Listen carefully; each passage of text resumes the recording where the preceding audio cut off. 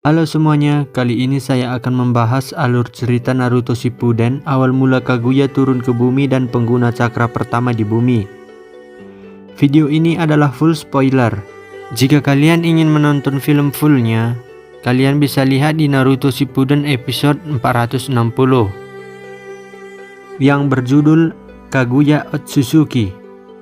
Tapi sebelum lanjut ke alur ceritanya, tidak ada salahnya jika kita intro dulu.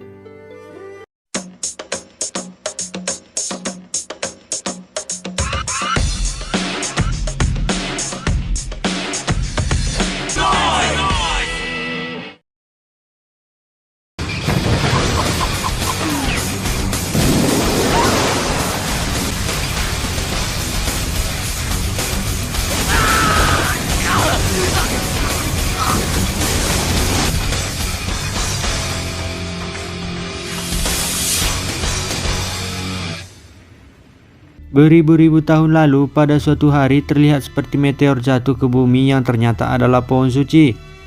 Saat pohon suci tersebut jatuh dari langit, seekor katak terlihat seperti memperhatikan.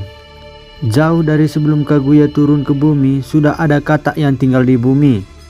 Katak ini adalah Gamamaru. Katak ini bisa berbicara dan mempunyai kekuatan Sennin. Ratusan tahun pun berlalu sejak jatuhnya pohon suci ke bumi. Ternyata kini sudah ada dua desa berdiri di dekat pohon suci, yaitu desa Sonokuni dan Kanokuni. Pada suatu malam, Raja Tenji dan prajuritnya dari desa Sonokuni melihat cahaya menjauh dari pohon suci. Sang raja pun menyuruh prajuritnya untuk mengikuti cahaya itu. Dan tepatnya di hutan bambu cahaya itu mendarat, yang ternyata sumber cahaya mereka ikuti itu adalah Kaguya Otsutsuki. Keesokan harinya, Kaguya pun disuruh prajurit yang menemukannya menghadap ke Raja Tenji yang berasal dari negara Sonokuni. Dari sinilah kedekatan Kaguya dan Pangeran Tenji. Kaguya sendiri belum mempunyai kekuatan layaknya dewa, hanya saja dia bisa membuat orang pingsan dan terpental di dekatnya. Kaguya juga mengatakan bahwa dia melindungi pohon suci. Singkat cerita, Kaguya pun diperlakukan layaknya ratu kerajaan. Dia juga mempunyai pengikut setia bernama Aino yang diberikan Pangeran Tenji untuk memenuhi semua kebutuhan Kaguya. Di lain tempat, Tenji dan pemimpin Konosuni menyulut sengketa perbatasan. Pemimpin Konosuni pun mengancam jika tidak memberikan lahan perbatasan itu, maka peperangan akan terjadi. Akan tetapi Tenji berusaha untuk mencegah peperangan dengan memberikan lahan perbatasan itu, karena Tenji tidak ingin rakyatnya menderita karena peperangan. Selain itu juga, Tenji mengetahui kalau pasukan musuh jauh lebih banyak. Kalaupun peperangan terjadi, tidak akan mungkin negara Sonokuni menang, katanya kepada pengikut setianya. Singkat cerita, malam pun tiba. Tenji pun memperhatikan Kaguya. Saat Kaguya terus-terusan menatap ke langit yang dipenuhi bintang, Tenji pun menghampiri Kaguya. Tenji berkata, "Setiap malam aku selalu melihatmu menatap langit. Apa kamu sedang menunggu seseorang? Kalau memang benar, tidak apa. Mulai sekarang, kapanpun kau merasa sendirian dan ingin menatap langit, aku akan berada di sampingmu. Apa ada sesuatu yang kau inginkan?" kata Tenji. Kaguya pun berkata, "Yang kuinginkan hanyalah perdamaian tanpa adanya peperangan," kata Kaguya. Keesokan harinya, negara Konosuni membuat masalah kepada petani dengan memanah di dekat mereka. Berita itu pun terdengar kepada Tenji, akan tetapi Tenji ingin mewujudkan perdamaian. Siapa yang melakukan perlawanan terhadap negeri Konosuni akan dijatuhi hukuman mati. Tenji berniat negosiasi supaya tidak ada peperangan, tapi itu semua nampaknya akan sia-sia. Malam harinya, negeri Konosuni membawa banyak pasukan ke perbatasan untuk menyerang Sonokuni. Pengikut setia Tenji langsung menuju ke tempat Kaguya untuk memberitahu situasi kepada Tenji. Sepertinya Tenji dan Kaguya baru saja melakukan ritual membuat anak. Setelah mengetahui apa yang terjadi, Tenji lantas pamit kepada Kaguya. Tapi Kaguya bertanya, "Apa kamu akan berperang?" Tenji menjawab, "Tidak, tapi mewujudkan perdamaian."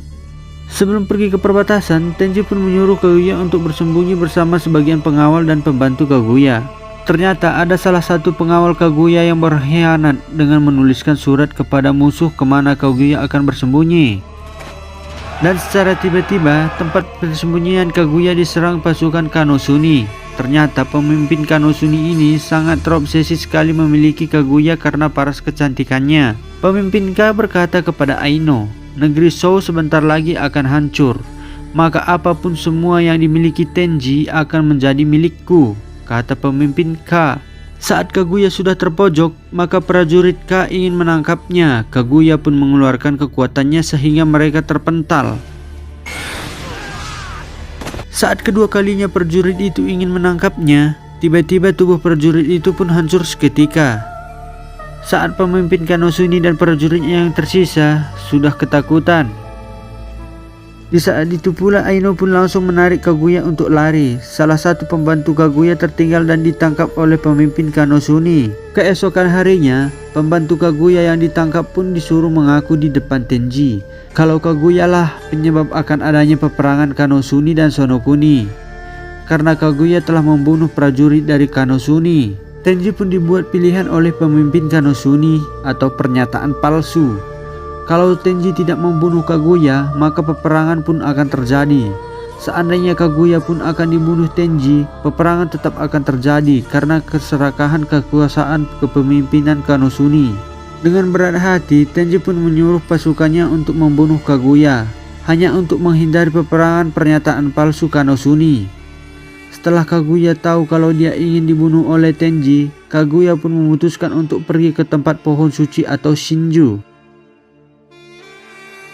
Tapi sebelum sempat sampai ke pohon suci, Aino mati terkena anak panah pasukan Shonokuni karena melindungi Kaguya. Sehingga Kaguya pun merasa sangat terpukul dan memutuskan untuk memakan buah cakra yang tadinya ia ingin menjaganya saja, beralih mengkonsumsinya karena terpojok. Akhirnya Kaguya pun langsung berubah mempunyai tanduk akibat buah cakra yang dikonsumsinya. Lantas Kaguya pun langsung menggunakan Mogen Tsukuyomi. Akhirnya semua pun terkena Mogen Tsukuyomi dari Kaguya. Di akhir film, Kaguya pun mendekati Tenji sebelum sempat seutuhnya tersegel. Tenji bertanya, siapa kau sebenarnya Kaguya? Dan Tenji pun tersegel Mogen Tsukuyomi seutuhnya. Kaguya pun berkata sambil memegang perutnya, aku akan memimpin dunia ini bersama anak-anakku. Dan film pun tamat.